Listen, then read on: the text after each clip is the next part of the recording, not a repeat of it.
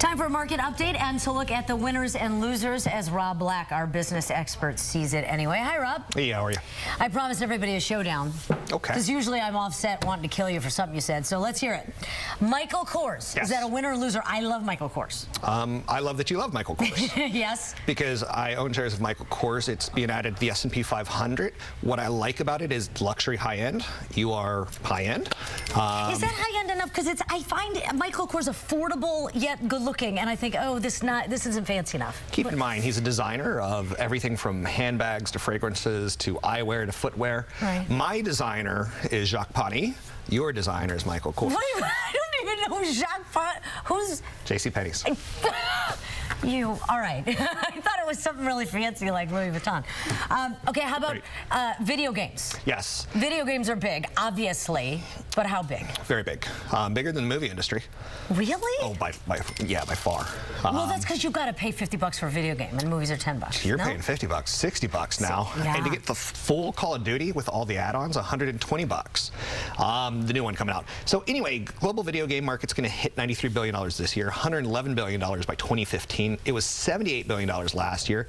You got the new Xbox One, the PlayStation 4. You got all these new video games that are incredibly realistic. Yeah. It's entertainment. And again, a lot like Michael Kors, you know, we spend on luxury, but we also spend on entertainment.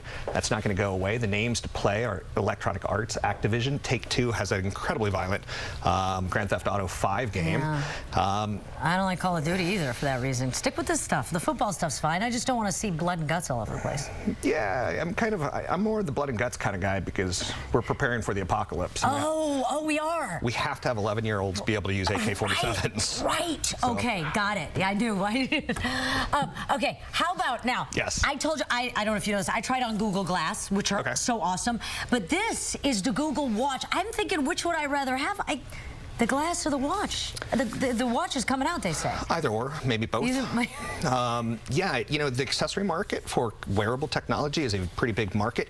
Google's version of the watch is being rumored at this point in time, being shopped with distributors in Asia. Yeah. It would be a smart personal assistant. It would have a really long battery life. That's the thing that they're trying to get over. I think that looks really, really, really ugly. And I think Apple's going to come out with something better because they've hired a couple executives from Burberry and Louis Vuitton, Moet Hennessy.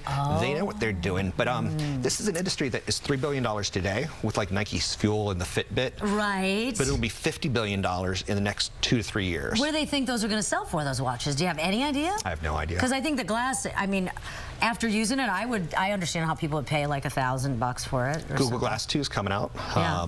So, I don't know. Okay.